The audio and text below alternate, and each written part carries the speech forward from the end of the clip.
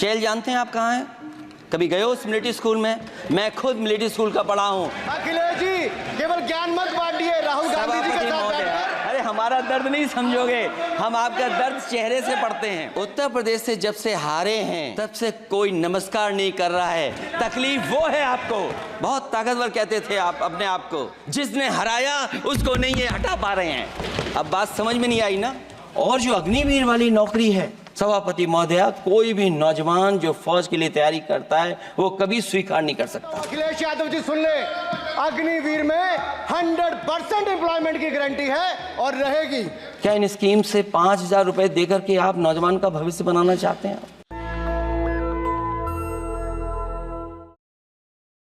इस सरकार का लगातार ये 11वां बजट है। 11वें बजट के बाद भी नाउम्मीदगी दिखाई दे रही है और सरकार में है तो सरकार के लोग तो अच्छी बात करेंगे ही। न केवल नाउम्मीदगी दिखाई दे रही है बल्कि जो चेहरों पे खुशी होनी चाहिए थी सरकार बनने के बाद, वो चेहरों पे उतनी खुशी नहीं दिखाई दी।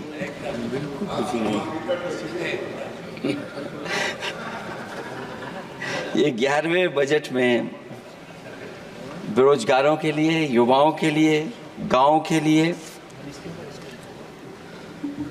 और उनकी तकलीफ परेशानी का जो मुद्दा है वो 9-2-11 दिखाई दे रहा है मुझे। महंगाई में घर चलाना, बच्चों को पढ़ाना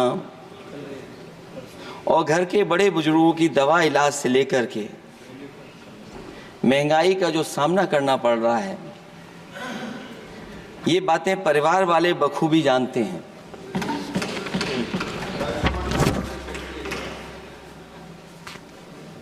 मैं जब सत्ता पक्ष के लोगों के जो आंकड़े देखता हूं और सुनता हूं, अगर इतना सब कुछ 10 साल में अच्छा हुआ है तो आप हंगर इंडेक्स में कहां खड़े हैं? अगर 10 साल बाद भी यही बात सत्ता पक्ष की तरफ से आएगी कि हम कहां खड़े हैं। आपने बड़ा सपना दिखाया मेक इन इंडिया।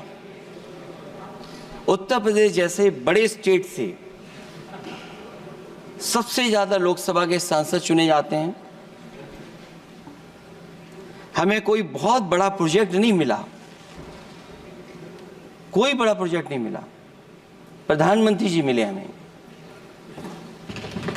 और अगर कोई सभापति महोदय को कोई बड़ा प्रोजेक्ट मिला हो 10 साल में,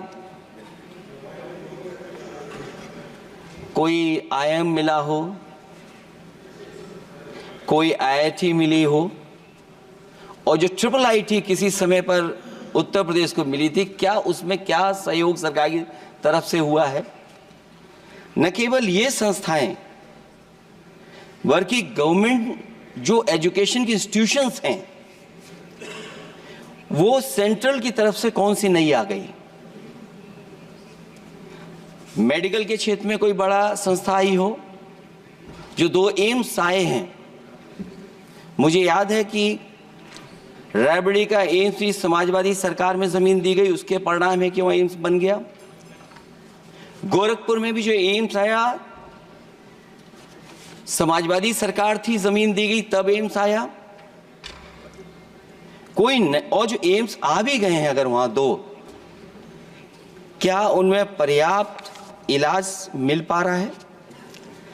केवल यही नहीं, मेक इन इंडिया सपना तो ये दिखाया गया था कि अगर प्राइवेटाइजेशन हो जाएगा तो नौकरियां मिल जाएंगी। कुछ हद तक तो बहुत सी चीजें प्राइवेटाइज हो गईं, लेकिन नौकरियां कम होती चली गईं। और जो सबसे बड़ा सवाल है, जो पीड़ित परिवार के लोगों को जो हक और सम्मान मिलता है, क्या ये सरकार वो दे पा रही है? टैक्स कलेक्शन में सपना दिखा रहे हैं कि हम यहां पहुंच गए हैं, आखिरकार एक्सपोर्ट क्यों कम होता चला जा रहा है? और हम जो ट्रेड डेफिसिट है उसको कैसे खत्म करेंगे।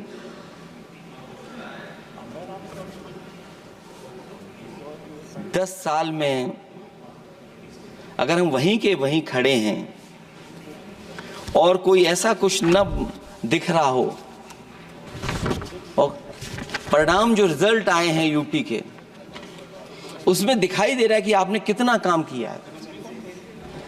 सभापति महोदय, अगर ये सब कुछ अच्छा किया होता तो क्या परिणाम ऐसे आए होते? जहां हारे ही नहीं हैं आप, सीटें ही कम नहीं हुई हैं। देश के प्रधानमंत्री जी भी वोट से हारे हैं, वोट से हारे, जो कभी 5 लाख तक जीतना था जिन्हें, या 10 का टारगेट बनाया था, कितने से जीते? तो कम से कम इन चीजों को तो देखें। मैं जब सुनता हूं सत्तापक्ष लोगों को तो मुझे वो लाइनें याद आ जाती कि वो झूठ बोल रहा था, बड़े सलीके से मैं एतवार न करता तो और क्या करता।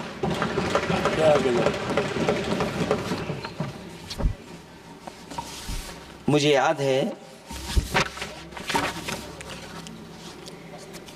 कि देश के प्रधानमंत्री जी ने जनकपुर में एक झंडा दिखाया था और उस बस में 35 लोग बैठ करके अयोध्या आए थे। सभापति महोदय, उस समय भी मैंने मांग की थी कि जहां से जनकपुर से यात्रा शुरू हो रही है और अयोध्या तक बस से लोग आएंगे तो पता नहीं कितने घंटों में आएंगे। मैंने मांग की थी कि वहां से लेकर के अयोध्या तक एक्सप्रेसवे बनना चाहिए कि कम से कम जो जनकपुर से आए और अयोध्या दर्शन करने आ रहे हैं और बस से आ रहे हैं, कम से कम उनकी तकलीफ परेशानी तो कम होती। जो आप कहते हैं कि एफडीआई बहुत आया है, मैं अभी सुन रहा था, कहा कि टेलीफोन बनने लगे।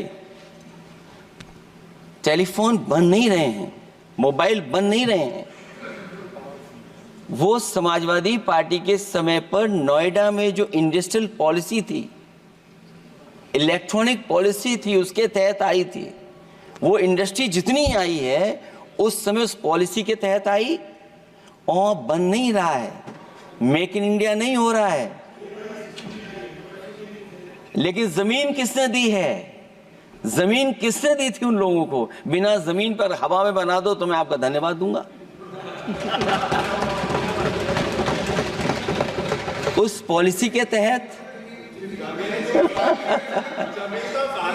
वो झूठ बोल रहा था बड़े सलीके से। आप कह रहे हैं कि एफडीआई लाए हैं हम लोग। एफडीआई, अगर पूरे देश का हम एफडीआई देखें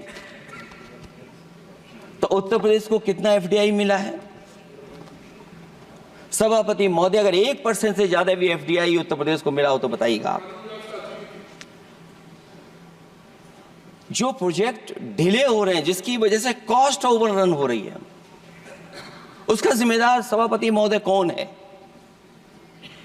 डबल इंजन की सरकार है। लखनऊ में भी सरकार आपकी है, दिल्ली में भी सरकार आपकी है। आखिरकार ऐसा क्यों हो रहा है? और आज ही जब सदन में सभापति महोदय हम लोग आए हैं तो एक और रेल एक्सीडेंट की खबर सुनी है। जब से ये सरकार आई है, रेल एक्सीडेंट्स और पेपर लीक में कंपटीशन चल रहा है कि कौन आगे जाएगा।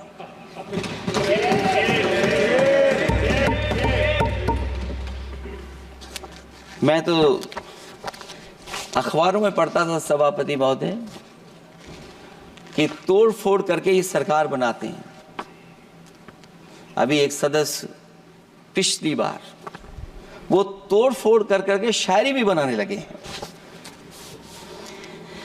जो प्रोजेक्ट और जिस प्रोजेक्ट के लिए प्रधानमंत्री जी एयरफोर्स का सबसे बड़ा हवाई जहाज हरकुलिस विमान लेकर के आए थे और वो सड़क पर उतरे थे, वो एक्सप्रेस वे पर उतरे थे। मैं समझता हूं सभापति महोदया, यहां जितने माननीय सदस्य हैं सब ने देखा होगा और सब ने निर्देश के अनुसार उस पर ट्वीट भी किया होगा। वो जो एक्सप्रेस वे अगर किसी ने बनाया था सभापति महोदय, जो डिजाइन, टेक्नोलॉजी का पार्ट, अलाइनमेंट, वो समाजवादियों की देन थी, वो आपकी देन नहीं थी। ये बात मैं इसलिए कह रहा हूं सभापति महोदया, क्योंकि इस बजट में सरकार चलाने के लिए आपने पैकेज दिया है।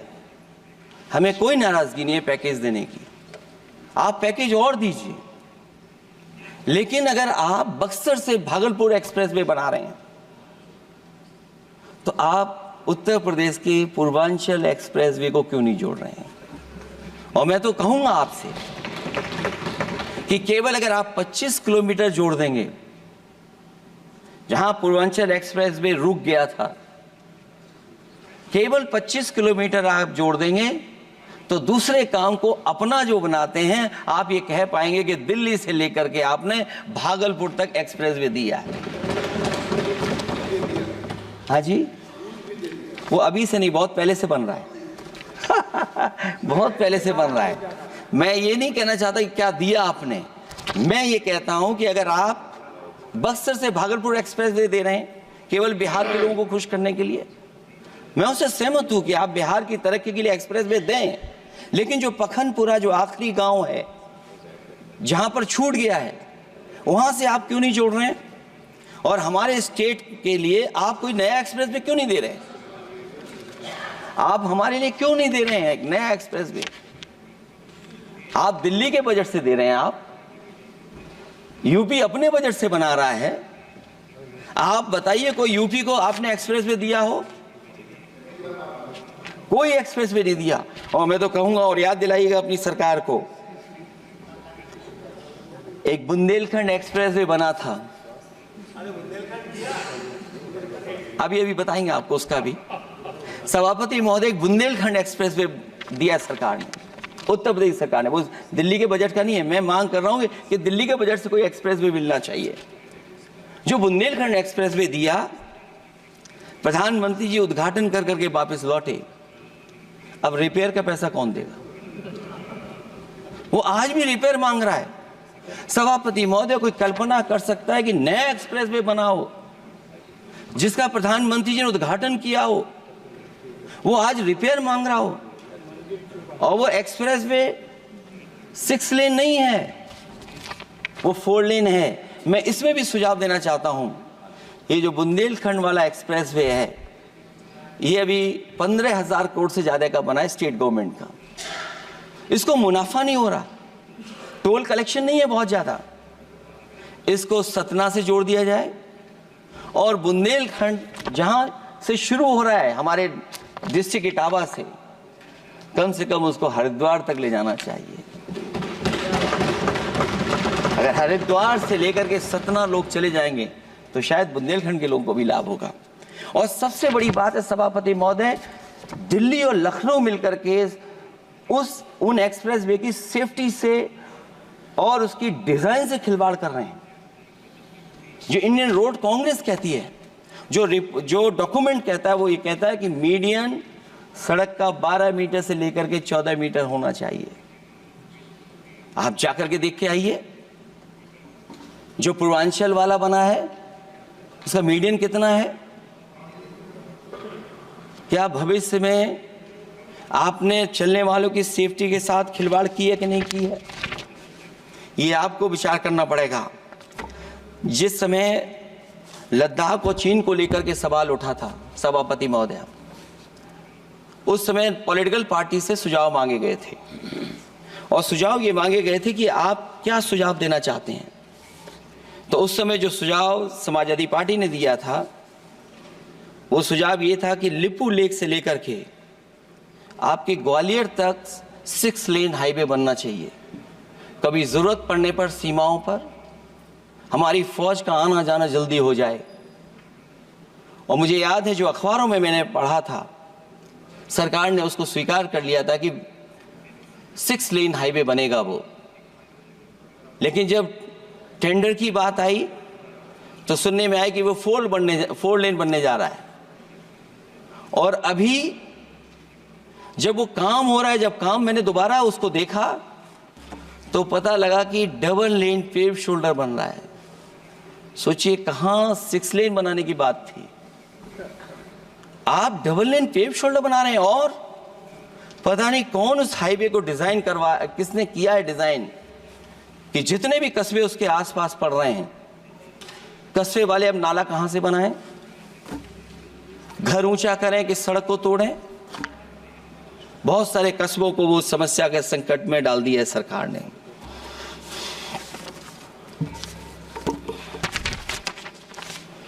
जो सरकार मंचों से ये कहती थी कि हम किसानों की आय दोगुनी कर देंगे, आज तो 11 साल हो गए सरकार को। किसान की आय दोगुनी हो गई क्या सरकार बताए? और अभी मैं बहुत सारे माननीय सदस्यों को जब सुनता हूं तो वो कहते हैं कि हम एमएसपी दे रहे हैं। अगर आप एमएसपी दे रहे हैं तो उसकी कानूनी गारंटी क्यों नहीं दे रहे हैं? आप कानूनी गारंटी दीजिए। और फिर कई बार सुनने को मिलता है कि हॉर्टिकल्चर क्रॉप्स के लिए आप क्या कर रहे हैं, उसके एमएसपी की कब तैयारी करेंगे आप? और फिर आय दोगुनी में आप कितना देंगे किसान को? जो पिछले बार बजट में कहा गया था कि एग्रीकल्चर इंफ्रास्ट्रक्चर के लिए 1 लाख करोड़ देश को मिलेगा। अगर 1 लाख करोड़ देश को मिला होगा एग्रीकल्चर इंफ्रास्ट्रक्चर को, तो कम से कम यूपी का शेयर कुछ तो रहा होगा।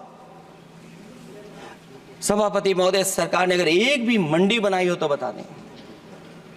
हाँ, ये अलग बात है कि अगर आप कोई चीज सुधारने के लिए कोई परिवर्तन कर रहे हैं, स्टोरेज के लिए किसी को पहले ही बता दे रहे हैं, वो बात अलग है। लेकिन किसान कहां जाएगा जहां उसको रेट मिलेगी? और फिर ये इस बजट में कहा जा रहा है कि हम 109 high yielding and climate resilient varieties लाएंगे। तो सभापति महोदय, हम अपने माननीय मंत्री से कहेंगे कि वो ग्लोबल वार्मिंग के लिए जो आप काम पिछले कितने वर्षों से कर रहे हैं, क्या हुआ उस ग्लोबल वार्मिंग का? COP21 में भी आप हुआ है, G20 में भी आपने आश्वासन दिया, और कुछ नहीं किया। तो आपको क्या लाना पड़ रहा है? 109 high yielding and climate resilient varieties. आप मुझे बताओ किसान पर कब तक पहुंचाओगे आप? और उसको पहुंचाने के लिए आपके पास क्या इंतजाम है? और फिर दूसरे पैराग्राफ में फिर बदल जाते हैं आप। अभी आप बात कर रहे हैं रेजिलिएंट वैरायटीज की, और फिर आप कह रहे हैं कि हम नेचुरल फार्मिंग को बढ़ावा देंगे।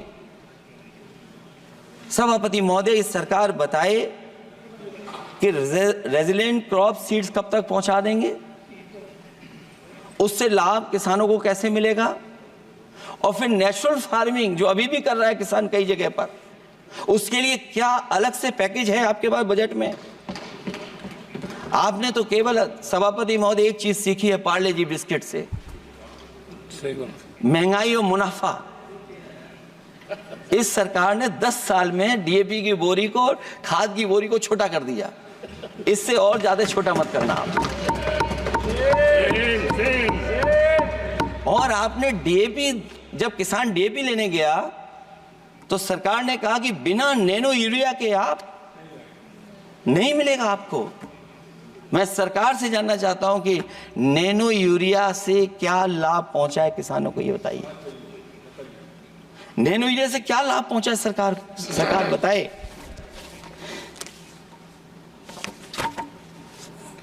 हमारे यहां बड़े बड़े आयोजन हुए सभापति महोदय, इन्वेस्टमेंट मीट के बड़े बड़े आयोजन हुए इन्वेस्टमेंट मीट के, और 5 लाख करोड़ के एमओयू साइन हो गए। 5 लाख करोड़ के। मैं ये सभापति महोदय, बजट हमारी क्या मदद कर रहा है उत्तर प्रदेश के उद्योग लाने के लिए? और ऐसे आयोजन हुए जिसमें देश के प्रधानमंत्री आए, देश के राष्ट्रपति आए, और देश के जितने बड़े उद्योगपति सब आए थे। लेकिन आज यूपी को क्या मिला वहां पर? किसानों के लिए एग्रीकल्चर सेक्टर में बड़े बड़े एमओयू हुए, लेकिन आज जमीन पर कुछ नहीं दिखाई दे रहा है। मुझे याद है समाजवादी सरकार में, क्योंकि देश का सबसे ज्यादा उत्पादन दूध का अगर कहीं हो रहा है तो उत्तर प्रदेश में हो रहा है, और उस उत्पादन को बढ़ावा देने के लिए और इन्वेस्टमेंट लाने के लिए उस समय की सरकार ने फैसला लिया कि अगर बाहर से भी कोई डेयरी या डेयरी प्लांट लगाना चाहेगा तो उसमें सरकार सहयोग करेगी। और परिणाम ये हुआ कि गुजरात की 3 अमूल प्लांट लग गए यूपी में। तो मैंने उद्घाटन किए, एक देरी से हुआ तो देश के प्रधानमंत्री जी ने किया, लेकिन उसके बाद कोई नया प्लांट आया हो तो बता दें। जो अमूल से पुरानी संस्था है, क्या उसका सहयोग कुछ करेंगे आप लोग? क्या आप पराग का सहयोग करेंगे कुछ? न केवल दूध उत्पादन में उत्तर प्रदेश आगे है, बल्कि चीनी में और गन्ने की पैदावार में भी कभी आगे कभी पीछे होता है। किसानों को भरोसा दिलाया गया था कि उनकी भी आय दोगुनी हो जाएगी, उनको भी बहुत सुविधाएं दी जाएंगी, बिजली फ्री दी जाएगी। सभापति महोदया, उन्हें फ्री बिजली नहीं दी सरकार। ये आश्वासन था आपका, और आज अगर उत्तर प्रदेश पिछड़ इसलिए रहा है क्योंकि सबसे महंगी बिजली अगर कहीं कोई पा रहा है तो उत्तर प्रदेश पा रहा है। और मुझे याद है, क्योंकि बात ये मुझे इसलिए कहना चाहिए, बीजेपी के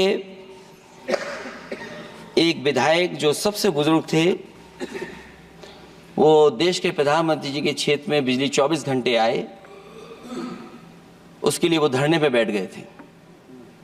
वहां के अधिकारियों ने कहा कि बुजुर्ग हैं, इनका स्वास्थ्य बेहतर नहीं है, इनका धरना आप उठवा दीजिए।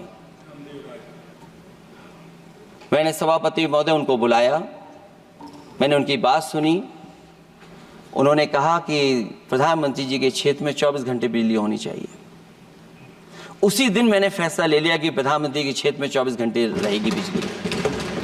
और मैंने उससे मांग की सभापति महोदय कि उत्तर प्रदेश देश के प्रधानमंत्री को बनाने में सबसे बड़ा सहयोग किया है, इसका कम से कम बिजली का कोटा तो बढ़ जाए यूपी का।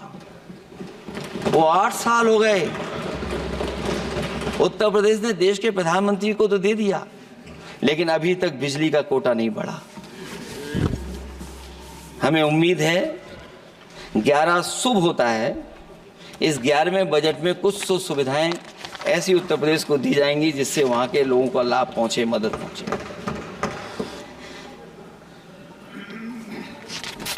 जहां किसान आत्महत्या कर रहा है, और पिछले 10 साल में सरकार जानती होगी कि कितने किसानों ने आत्महत्या की है, लाखों लाख किसान आत्महत्या कर चुके हैं।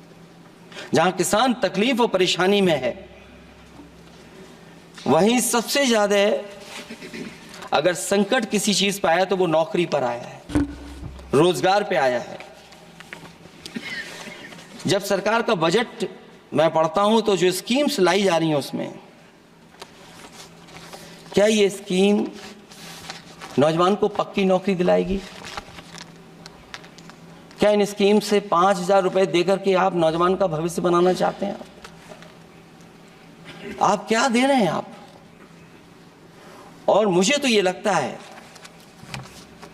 कि जो वर्क फोर्स आप बना रहे हैं ट्रेनिंग देकर के सरकार के पैसे से, अंतोगत्वा इनको भी एक्सप्लॉइट वही लोग करेंगे, उद्योगपति। आखिरकार जब इतनी टेक्निकल, इतनी ट्रेन फोर्स होगी, तो आप ये मुझे बताइए कि उसके भविष्य क्या होगा। अगर इतने बड़े पैमाने पे आप ट्रेनिंग करा रहे हो, सरकार का बजट उसमें खर्च हो रहा है, तो सभापति महोदय उनका भविष्य क्या होगा? 5 साल के बाद। और जो अग्निवीर वाली नौकरी है सभापति महोदया, कोई भी नौजवान जो फौज के लिए तैयारी करता है वो कभी स्वीकार नहीं कर सकता। जब पहली बार ये स्कीम आई थी अग्निवीर, उस समय बड़े बड़े उद्योगपतियों से ट्वीट कराया गया था कि अग्निवीर से अच्छी कोई योजना नहीं है, इनको हम नौकरी दे देंगे, हम अपने यहां रख लेंगे। और शायद सरकार में बैठे लोगों को यह बात याद होगी, क्योंकि सरकार खुद स्वीकार करती है स्कीम ठीक नहीं है, तभी वो अपनी अपनी सरकारों से कह रहे हैं कि अग्निवीर वाले जो लौट करके आएंगे उन्हें कोटा दीजिए, आप नौकरी दीजिए।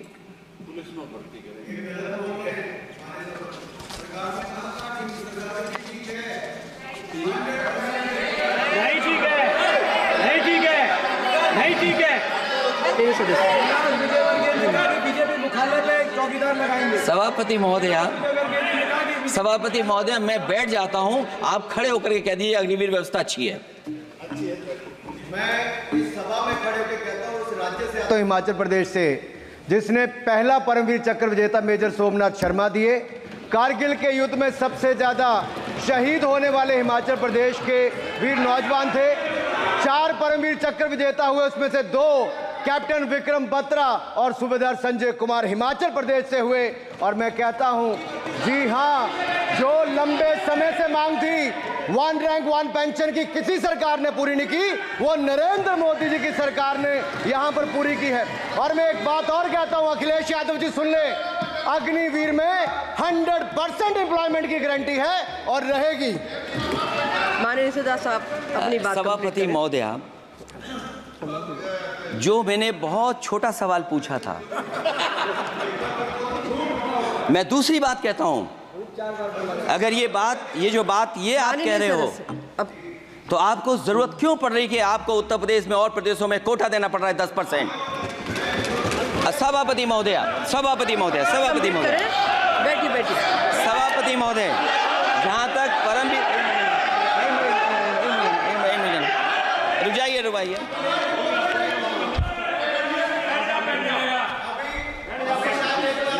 अरे सुनिए दो।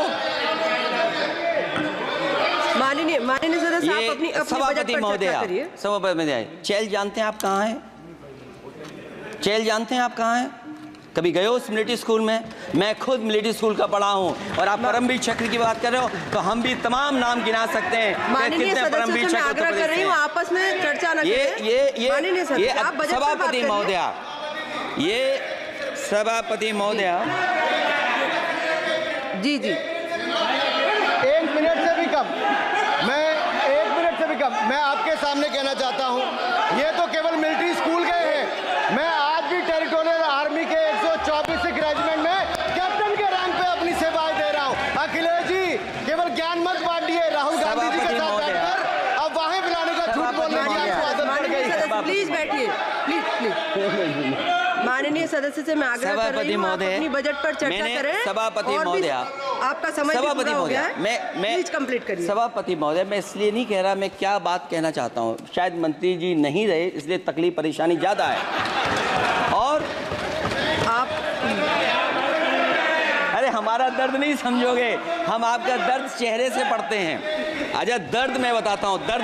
माननीय सदस्यों से मैं आग्रह कर रही हूँ, सभापति महोदय, दर्द मैं बताता हूँ। बजट पर चर्चा करिए, प्लीज बजट पर चर्चा सभापति, जब दर्द मैं बताता हूँ, देखिए दर्द बात पहुंचेगी कि नहीं पहुंचेगी। सभापति महोदया, उत्तर प्रदेश से जब से हारे हैं तब से कोई नमस्कार नहीं कर रहा है। तकलीफ वो है आपको। कंप्लीट करिए। वो वीडियो हमने देखा है कि कोई किसी को नमस्कार नहीं कर रहा है, कोई किसी को देख नहीं रहा है। चलिए, धन्यवाद माननीय। और जो अपने आप को बहुत ताकतवर कहते थे, आप अपने आप को, जिसने हराया उसको नहीं ये हटा पा रहे हैं। अब बात समझ में नहीं आई ना? माननीय जिसने हराया उसको नहीं हटा पा रहे। और अगर सभापति महोदय, अग्निवीर व्यवस्था समाजवादी लोग स्वीकार ही नहीं कर सकते। आप बजट पर पूरी अपनी बात सभापति रखिए। महोदय, अग्निवीर स्वीकार नहीं कर सकते। आप अपनी जब चर्चा भी हम रखिए, सत्ता में आएंगे, 1-2 साल, ये ये चलने वाली सरकार नहीं है, गिरने वाली सरकार है, याद रखना। माननीय सदस्य, और देखिए, आप क्यों नहीं समझ रहे हो? साइकिल हमारा चुनाव चिन्ह है, साइकिल ही आपको सरकार चलवा रही है। जिस दिन साइकिल हट गई, आप कहाँ बैठे मिलोगे? और दूसरे हमारे साथी हैं जो हमें लेकर के यहाँ लाए थे। माननीय सदस्य से मैं आग्रह कर रही हूँ, कंप्लीट करिए। सभापति महोदय, मैं दो तीन बातें कहता हूँ यूपी को लेकर के मैं मांग करता हूँ। कंप्लीट करिए आप। सभापति महोदय, चंबल एक्सप्रेसवे बनना चाहिए, क्योंकि देश का सबसे बड़ा एक्सप्रेसवे जो 1 लाख करोड़ का बना है वो दिल्ली मुंबई से है। और यूपी को क्यों नहीं जोड़ रहे हैं आप? गंगा को लेकर के सब चिंतित हैं। गंगा की सफाई अभी नहीं हुई है। जो बजट गया पता नहीं कहाँ चला गया, किसी को नहीं पता। जैसे पानी बहा वैसे ही बजट भी चला गया। दूसरा, क्योंकि मंत्री जी बैठे हैं, वो जानते होंगे मंत्री जी कि देश की सबसे अच्छी लाइन सफारी बनी है इटावा में, और उस लाइन सफारी को बनाने में हम लोगों को बहुत समय लगा, क्योंकि एक लाइन सफारी, एनिमल सफारी अगर बननी हो, उसको बनाने में बहुत टाइम लगता है, बहुत जगह से परमिशंस लेनी पड़ती हैं। हम लोगों को परमिशंस नहीं मिली, और क्योंकि वो प्रोजेक्ट अच्छा है, एशियाटिक लाइन्स की ब्रीडिंग शुरू हो गई वहाँ पर। ये सरकार इसलिए नहीं शुरू करना चाहती है क्योंकि वो समाजवादियों ने बनाई है।